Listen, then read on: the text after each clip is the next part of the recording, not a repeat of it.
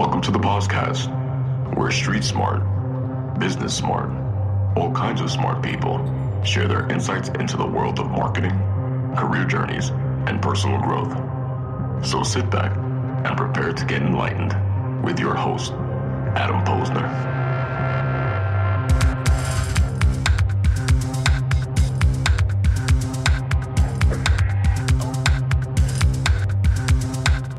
Hey everybody, and welcome back to the podcast, where I bring you the best and brightest from the world of business, marketing, and personal growth to help you harness your inner tenacity and drive your career forward. Tribe, thank you for joining us. This is episode 50, and I wanted to do something special today as a thank you, but also to really showcase my amazing guest today, Claude Silver.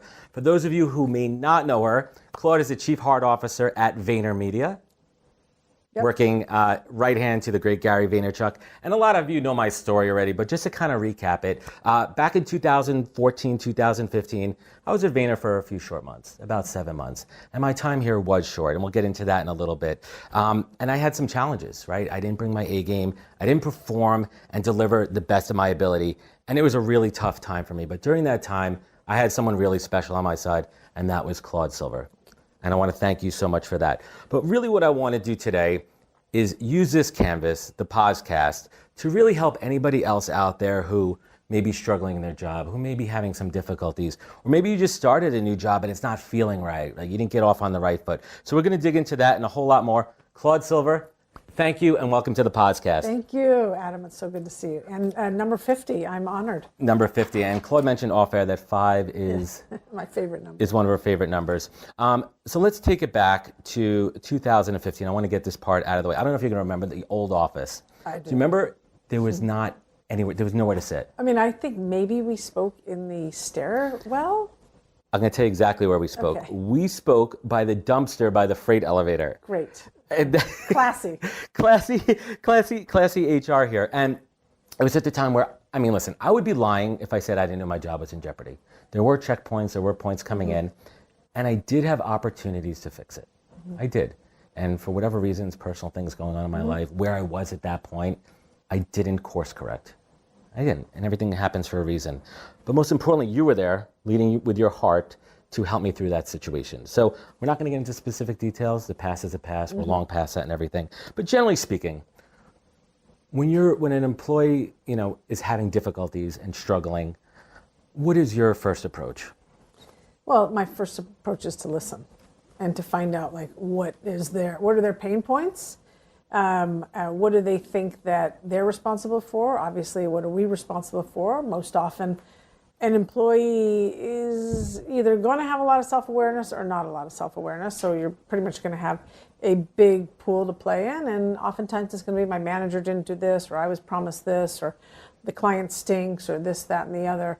And so I'm just listening to that. And then, depending on what we want to do here with said employee, hopefully most of the time I'm going to guide this person to see things potentially a different way.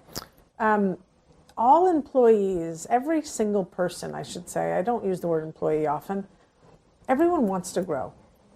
And so the question is, help me grow, or I'm not growing, or I'm told I'm not growing, or the story in my head is that my limiting belief is that I'm so forth and so on, I'm never going to get a good chance.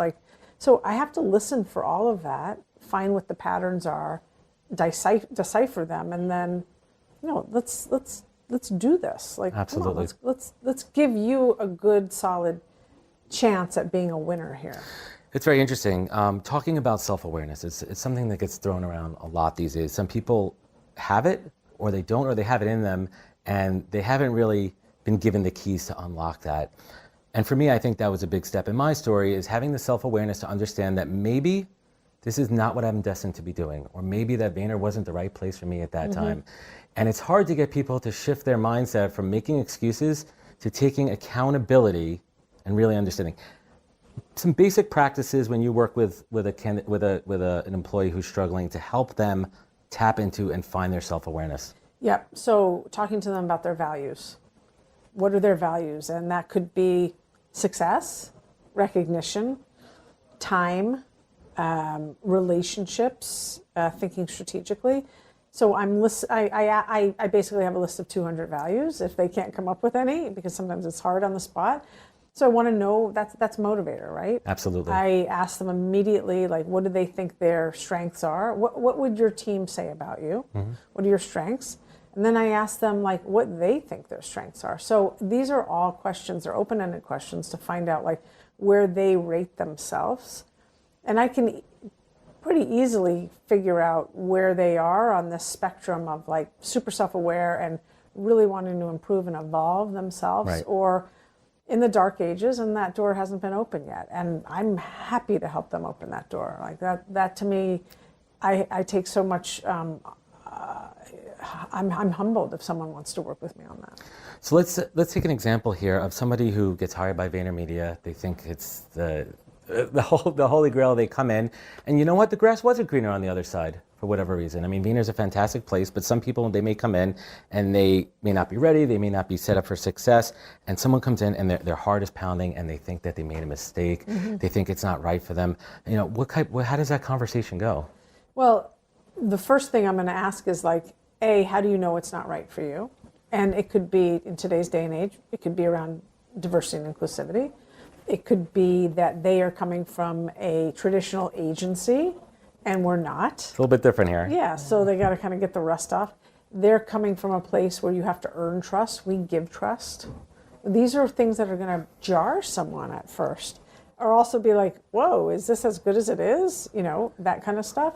So I want to make sure that is a person feeling anxious because of anything that we've done, or in good, bad, indifferent, or is a person feeling anxious because, like, they did make the wrong decision, or we made the wrong decision and they're feeling that. Yeah, that's a tough one too. So Yeah. what happens, listen, this is a business and business decisions need to get made, and unfortunately people have to get let go.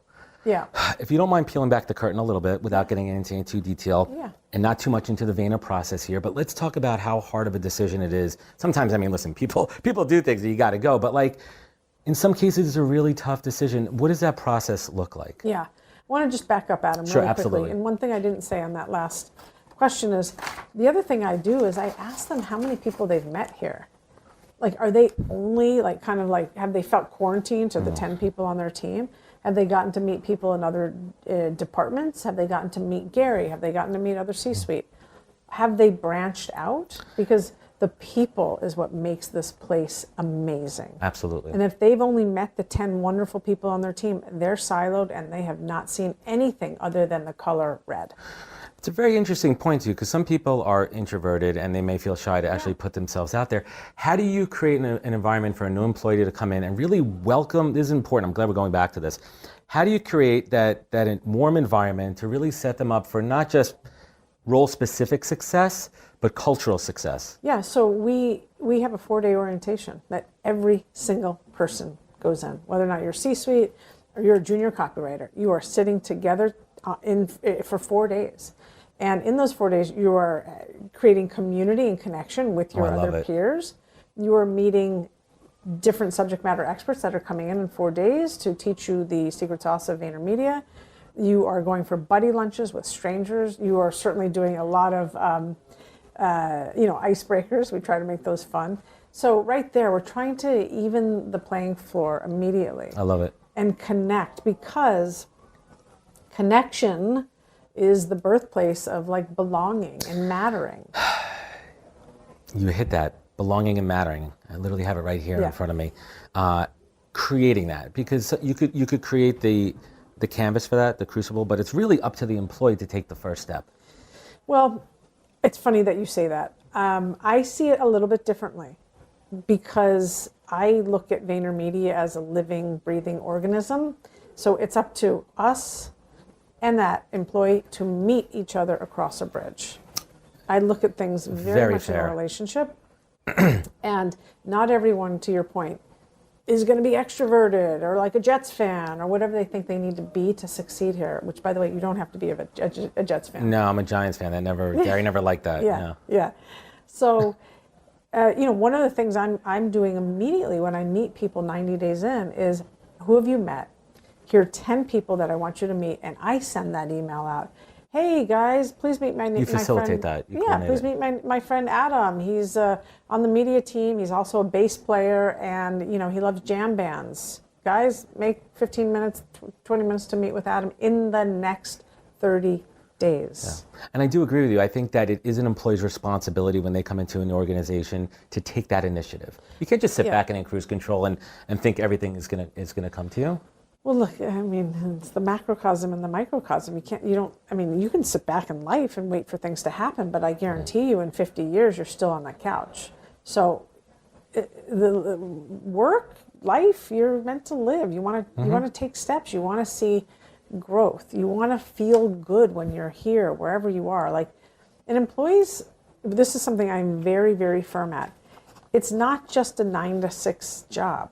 I don't look after them just for 9 to 6. They wake up in the morning, they have 2 kids, one has a fever, they got to drop the other one off. I go to the gym, your dog's sick, your aunt's in the hospital, you got engaged. Life is happening before that person walks through this door. And I want to hold all of that. It's incredible. And I mean, you talk about this a lot, but it blows my mind how you do that at scale. I think you mentioned you're in the mid 700s now. Yeah. You guys are in the mid 700s. Yeah. I mean, how do you hold such a place for everybody? How does your heart so big? It's incredible. There's one thing we were 350. I think I was employee 3. I was mid 3s. Yeah. I love what I do. It doesn't matter. I don't feel it. I just love what I do. Well, I hate to go back to the dark side here, Yep. but I think it's something I really want to bring to the table here. When that time comes, an employee has to let go. How much responsibility does a company have to ensure a smooth landing on the other side? 100%, if you're asking me. I believe, well, look, I'll tell you what we do. What we do is before we know we might let someone go, we have already identified maybe 3 places that we can at least introduce them to.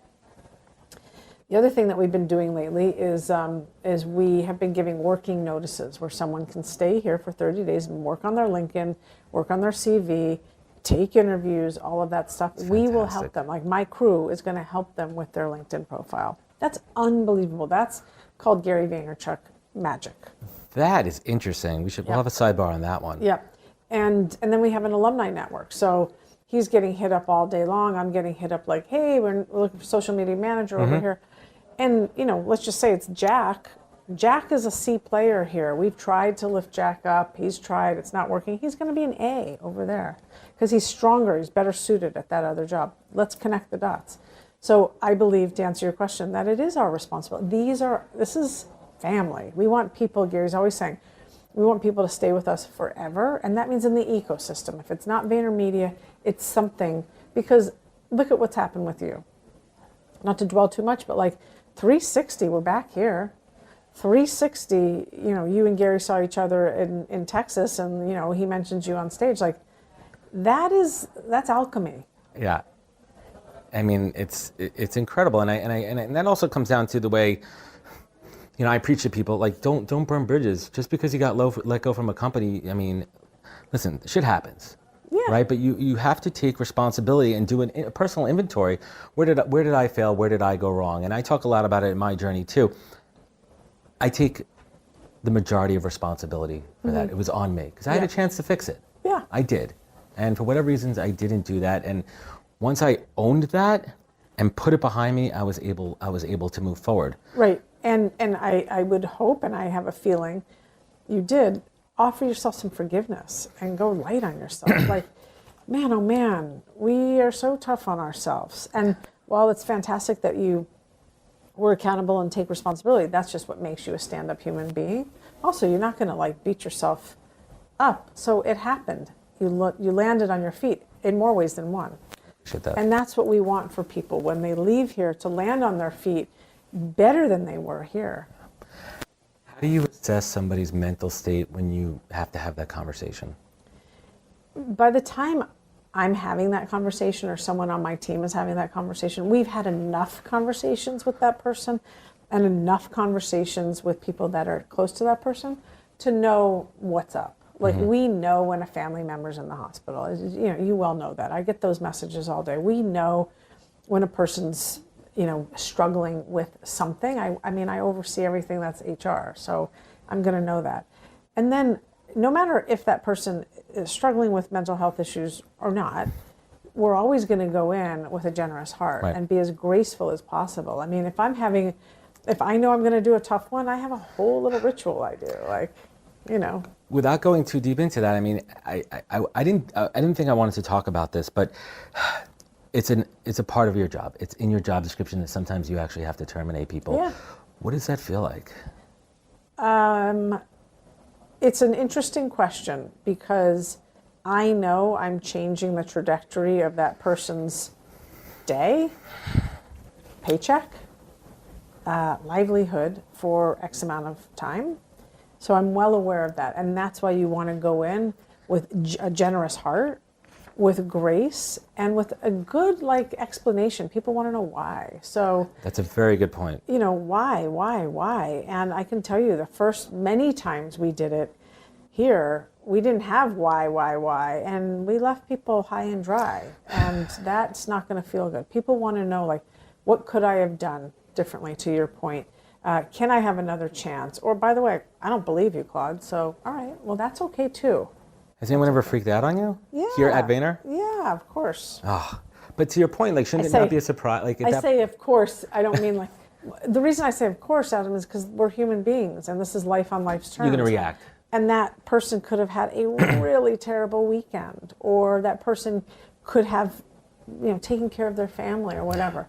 So yes, and it's happened twice in the course of all the years I've been here. That's a tough one. And you talk about assessing that mental state, and do you know the date of the day I got let go was April 1st? It was April Fool's Day. I was like, come on, really? Wow. Do you want to know something, Adam? I wasn't in this role when that happened. You were? I was an SVP. You were client side. Yeah. Yeah, there was. I don't think there was. This role didn't exist. No, this is the first role. I remember that. I forgot about that. The person that was in the HR director for you and I had a relationship. Yes. And that's why that conversation happened with the two of us. And one of the big reasons that I am in this role is because I have had the relationships with people and the equity and the trust from Gary to know that I could come in with a great deal of empathy and tenderness to a conversation like that, and also have some kind of candor. I mean, yeah, you were upfront with me, and listen, there was no way. Upfront with you. I mean, I knew that. Listen, but there was things that were going well, and there's things that weren't going well for me, and they just kind of canceled each other out. And I think ultimately, it was a decision where it just wasn't the right place at the right time. That's right.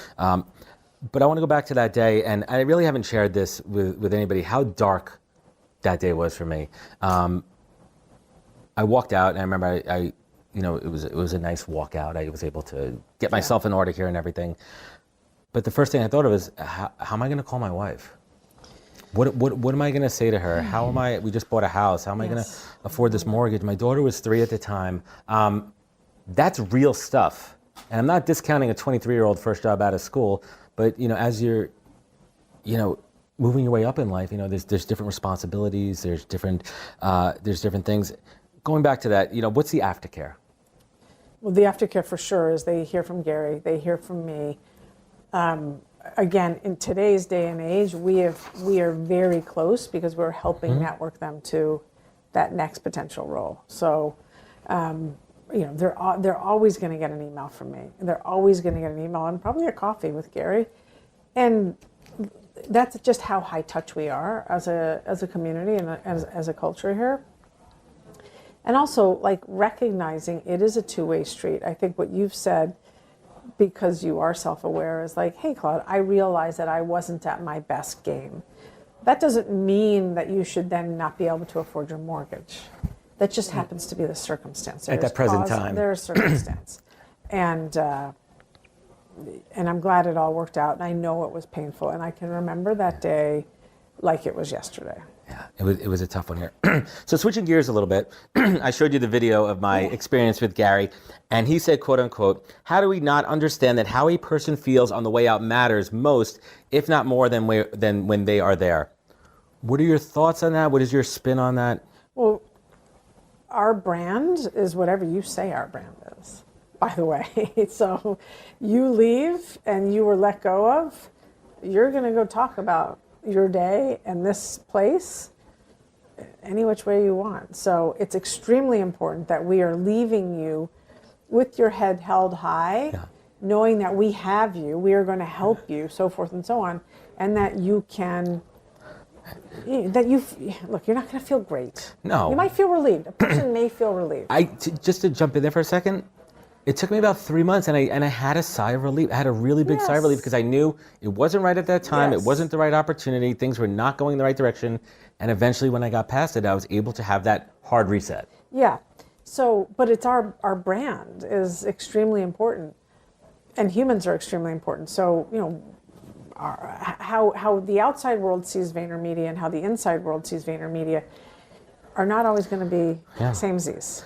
Gary even said that. He said, he continues in that speech to say, I know for a fact. He goes, actually, not for a fact. It's pretty safe to assume that when Adam's out on the street and someone's talking shit about Gary or VaynerMedia, not that I need Adam to defend us, but I know that we left a good impression with him, and that's absolutely true. Yeah, that's right. And Gary talks a lot about how hiring and firing stops with him, and I don't know if that's still the case, but 750 plus, employees here. Is that scalable? Is that too hard? Is it micromanaging? No, gosh, I think that's the last thing Gary does. I mean, however, I will say there is not one person that we let go of that Gary has not approved. That is pretty amazing. He is that invested and in the business. He's getting fed intel and information all the time, and so he's well aware. And he might say, nope, not today. That person, I want to give that another shot, or bring that person to my team, or whatever. Or he might just say, approved, what are we doing about it? Yeah, that's a tough decision. And the dialogue that he and I have, like, it has to be constant. I have to be telling him the what, why, when, who, where, So he is very invested in that, and he is extremely invested in the hiring, especially at certain levels and for certain departments. Yeah, I know you guys just brought on a couple of new C-suite executives. Yeah, they're amazing. Rob and Wanda are killing it, and I saw those names. I'm like, whoa! I'm like, those are some good hires right there. We growns up. Yeah, definitely scaling there. What's not so awesome about working with Gary? I'll throw a curveball in there. That's so funny. What is not so awesome about working with Gary? I mean, I think, getting time with Gary is always going to be, I think, the biggest challenge, no matter who you are. No matter who you're. Now, I have the benefit that I can walk up there and say I need 2 minutes. I always know the 2 minutes are going to turn into 15 minutes. But I'm also cognizant that those 30 people I spoke to in the last month have never met him. So it's like a trade-off. I'm like, is my time more important, or is them getting involved more important? And it's, it's tough. So yeah, time. I mean, hacking his calendar will be his number. His people that are, that's their job. I can't even imagine that. Yeah. So I want to get back to Claude here. And you do an incredible job on so many amazing podcasts of telling your life story and your life journey, which is awesome. But I want to talk about some of your earlier jobs. Have you been in a job that didn't go so well where you got let go? I've never been let go. However, I have let myself go.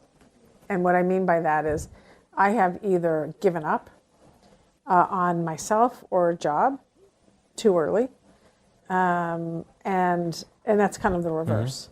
Usually I'm the one that's been like, and I'm out. And I don't believe in you. And, and Claude, you don't believe in yourself, and you're going to get found out. So those things have happened to me more so than, I've never been let go, but maybe I should have been. I don't know. Has there been a time here at Vayner where you felt, obviously not that your job was in jeopardy, but like you made a pretty big mistake on something and you couldn't go back on it, and you really felt that in the pit of your heart? Yes, I could say once or twice for sure. And thankfully, I have Gary, not to fall back on, to partner with, to help me out of that. Those times they were miscommunications between me and Gary and then I took the ball and fumbled. And it's extremely humbling. It crushes me. And we recovered early on. So something I'm going a bit out of order here, but something I wanted to bring up, which I think is extremely important, is that communication process between managers and folks that work underneath them. And I think that's where a lot of things break in organizations. And I think it's really important. Two questions here. One, how do you work with managers, especially new managers, or even senior managers who may not be great at people management skills? How do you work with them to really ensure from a development and feedback perspective that it's a continuous 360 flow? Yeah, so manager training is the number one thing that we're focusing on now and going into 2020. New managers and existing managers. Not everyone is supposed to manage people. Huge point, right? I just want to pause on that because that was an epiphany to me in the last few years. Not everyone is supposed to manage people. There are tons and tons of people that want to tinker and want to be doers and want to be makers and creators, and they just are not in the business of, like, it's not that they don't care about you, it's not their thing. It's not what they do best. Yeah, like, I want to. I love growing and developing human beings. But thank God there are people that aren't. The thing that we need to be very cognizant of is, are we putting people in places to succeed if they are people managers because the people under them and around them want to grow? Do they inspire, or how do you bring out their inspiration? They want to be inspired. They want feedback. They want to have purposeful work. They want to feel like they're getting the right coaching. They don't want to be micromanaged. I mean, there's a lot of emotional needs in a human being, and especially in the workplace. So we do a lot of training. We do radical candor feedback training. Feedback is very difficult for people to give. The art of giving feedback is a skill that takes time to develop and perfect. Yeah, because you must have empathy. And in order to have empathy, you must have self-awareness. So that is not just like magic dust we can sprinkle everywhere. You know, people are not going to grow on my timeline. People are going to grow on their timeline, and that's where I need to be adapting to them. You know, the company needs to adapt to them. We need to adapt to each other. So, for example, like when we go back to the situation with you, you eventually had the self-awareness to understand what happened, and you were able to wake up then. Even though I gave you feedback, you were like, "Yeah, I get it. It was still hard." You would have wanted another college try. I did. Yeah, it just, at that point it was like, yeah, we gave you feedback, and so the art of giving feedback. Look, feedback is a gift. When we do not give feedback to anyone, we are unconsciously manipulating their growth and development, and that is a real yucky place to be in. It is. You're shortchanging somebody. Yeah. Yeah. Totally. That's a good word. And Dave Meltzer talks about it too. I think he talked about it when he was in here with you here. Yeah. About when even if you're giving negative feedback to someone, it means you give a shit. And giving a shit means you at least care something about somebody. Yeah. I mean, look, it is a hard position to be in if you don't care, or if you haven't woken up to caring about another human being. We are then setting you up to fail. So as a manager. So, I mean, all eyes have to be on people at all times. Let's get into some fun personal stuff here. So your daughter Shalom recently turned 1. How has motherhood affected you professionally? It's a very broad question. I mean, I've always thought of myself as an empathetic and understanding person, and I can tell you that I knew nothing about parents and parenthood and what returning parents go through. Nothing at all. And so it has changed my entire worldview on working parents and on motherhood and what it's like to always be on. Your time is no longer your time. So it's made me a wiser person, I hope, and it has certainly helped me prioritize my life, which doesn't always go as planned. But I have a certain amount of time that I am at work, and then I'm going to go home at 5:45 to see Shalom. It's prioritized. And how do you balance that? I mean, you travel the world. Yes, I travel a lot. And I know firsthand how hard it is to be away from your kid. Yeah. How do you mind your heart? How do you balance your time? I mean, you have a responsibility, a career to put food on the table for your family. At the same time, being present. How do you juggle all that? Well, I really try not to be gone for more than 3 nights, and one of those nights might be an overnight flight. Right. FaceTime, thankfully. Thank God for FaceTime. And also like making sure that Shalom and I have a rapport with one another, so when I'm on the camera, she knows who it is. Yeah. Right? You know, so that she's like, oh yeah, that's mommy. Stuff like that. So yeah, it is tough. I mean, but I have photos and I know that I know why I'm doing what I'm doing. Exactly. And what the payoff is going to be, and that everything I do is for her. Everything. The word legacy gets thrown around a lot. It means different things to different people in their life at different times. Asking you right now, Claude, the end of 2019, about a new decade in a few weeks, which is crazy. What does that word legacy mean to you? What I have left this world, what I have created and what I have left and who I have touched. I want my legacy to be that she had a generous heart, that she made people feel seen, that she lifted. That's incredible. That's incredible. Let's talk about some fun things happening a little bit outside of the Vayner universe here. The ING, am I saying it right? The ing or the ing.com? Yeah, the ing. The ing. Well, just for my audience here, what's it all about? Yeah, so the ing is a website where people that have been, that are, I should say, survivors or struggling with any kind of domestic abuse, sexual abuse, emotional abuse, can come and tell their story. Because the voice is very, very powerful. And when you have been in situations like that, most of the time you live with a tremendous amount of shame and feel very isolated and other. And, you know, there are many of us out there that are in recovery from those types of things. And Glow and I wanted to be part of the solution with our own stories and give people a place to come to. And how is the launch going so far?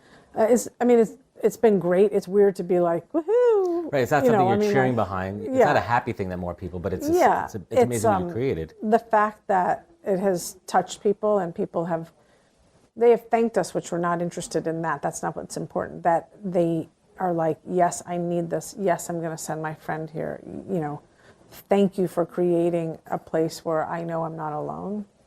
That goes very far. That's far. That's incredible. Yeah. And you are so generous with your time and you connect with so many people. Somebody that I connected with in the last few months is Rich Cardona. I love him and I love his story. Why do you feel so drawn to Rich? Oh my goodness. I mean, Rich is a brother from another mother. Yeah. And I'm not sure how we met. I think we met on LinkedIn and we immediately, for some reason, just started talking on the phone. And in those conversations, he was still at Amazon, and I could tell that he had some things he was working through and working out and some pain, and I identified with that and I just wanted to be a sister. You know, I believe in him. You know, I used to say I believe in underdogs, and I'm not using the word underdogs anymore because I think that is insulting. But I believe in people who know they have potential and they just need help opening a door. I think that's your superpower. Thank you. I like that. I think that is your superpower, and that is a question I ask guests towards the end of my interviews. But that, you know, empathy is. If I asked you that question, you'd probably throw out empathy. If I was going to guess on that one, is that my superpower? My superpower, I think, is seeing. I think it's intuition. I think it's the ability to just see and feel, and yeah. Empathy's part of that. But you're out there. You put yourself out there. You're incredibly generous with your time, and obviously you have a private side like we all do. But what's something that most people may not know about you that you might be wanting to share a little bit more of? Gosh, I mean, what genre should we go to? I love live music. So do I. Yeah, I love live music. I will listen to the same song on repeat in my headphones as often as I can.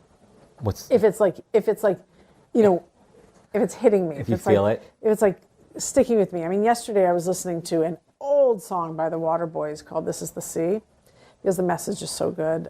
So you post that on Instagram. Yeah, right. And or Block Party.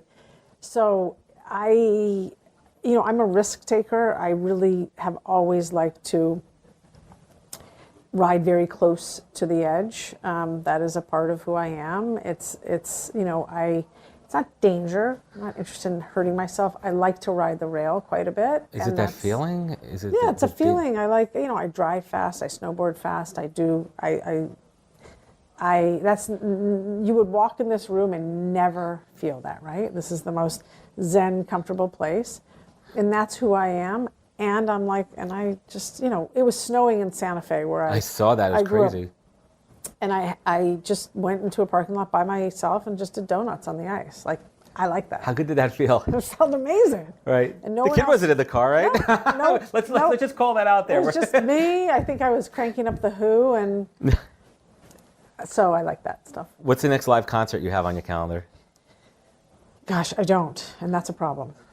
For me, I'm a live music junkie. Yeah. And if I don't have that next thing on my calendar, and I was talking to my wife the other day. I'm like, what do we have next? She's like, nothing till next summer. I'm like, that's not good enough. That can't be. That cannot be. Even if I go to a show at like Bowery or one of the small places, I need to have the live music. Any music these days? Any new music coming out that's really getting your attention? It's funny, new music. I mean, I don't listen to the radio, so I don't really know. Is anybody bringing somebody maybe that you maybe not have heard of that have been around for a while? Like, oh shit, I never got into Ween. I mean, I'm just making. I didn't know 1975. I don't love all of their songs, but there's some that I really like. It's a little soft for me. I'll tell you the truth. I know the concert, Sisters of Mercy. That's your next one? Yes, and that's going to be, I think, in England in April, I hope. Yeah, excellent. So real goth, like some dark shit. That's awesome. What travels do you have coming up?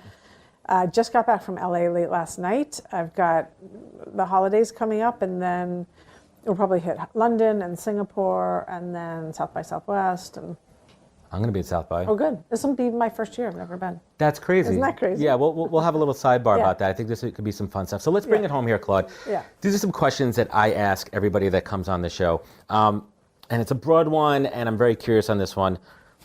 To date, what would you say is your greatest professional accomplishment? Working for 800 people and doing a jolly good job. One word to describe you. Kind. Quirky. We'll give her 2. And last but not least, not every day is sunshine and rainbows here at Vayner. Not every day is sunshine and rainbows in life. I mean, we were just talking about it. My son is sick. I'm working on 3 hours of sleep right now, and it's tough, right? And sometimes you got to make hard decisions. Sometimes you step in that puddle of mud. Sometimes you get locked out of your car. And some days aren't great. Other days are amazing, and everything's going awesome. Life is going exactly the way you planned. Claude, what do you look to when things are not so good? And what do you look to when things are amazing to show gratitude? Claude Silver, what is your North Star? My North Star is my daughter. That's new. My North Star was my Nana for years and years, who died at 101. She was my heart. She's my person. My North Star is peace.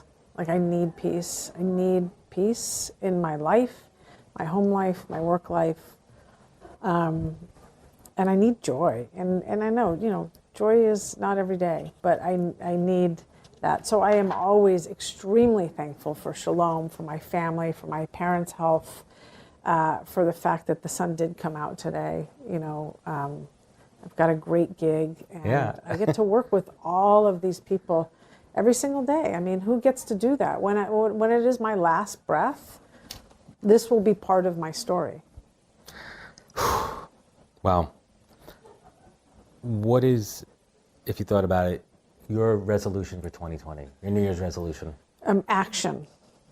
And I haven't put the entire sentence together, but taking action on things that I have been complacent with or put off, or been like, I don't know. But taking action, movement. Claude Silver? Yeah.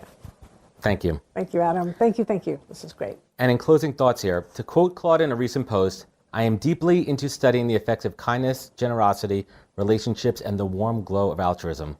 Well, Claude, you're looking directly at a recipient of that warm glow, and you've greatly impacted my life and hopefully I made a little dent in your life as well. And our relationship means the world to me, and I am forever grateful and I appreciate it. And although we only worked together for 6-7 months, you made a tremendous impact, and you have set the gold standard in this world that we live in talent acquisition, HR people, and just genuinely how to interact in the professional and personal world with other humans. And I applaud you for that, and I thank you immensely. And you've shown that it's okay, not just okay to be vulnerable, but improving that, like, once you open up your heart, the world truly opens up to you. And that's what you taught me, and that's what you left me with. Thank you for your time, your generous honesty, and I look forward to continuing and building our relationship. And again, thank you for coming on the podcast. Thanks, Adam. And Claude, where could folks connect with you? Where could they find you? Yeah, Instagram, LinkedIn, Twitter, here. Awesome. Thank you very much. I'm touched. And to everyone listening and following at home, thank you for joining us on the podcast. I greatly appreciate your time. Remember, be kind to each other. Take your online, offline. Connect, subscribe, link, follow us along, and catch us next week for another great episode of the podcast. Wisdom is forever, but for us it's time to go. Thank you for joining us. Luckily, we'll be back with our next episode jam-packed with more incredible humans. For more info, please visit www.nhptalentgroup.com.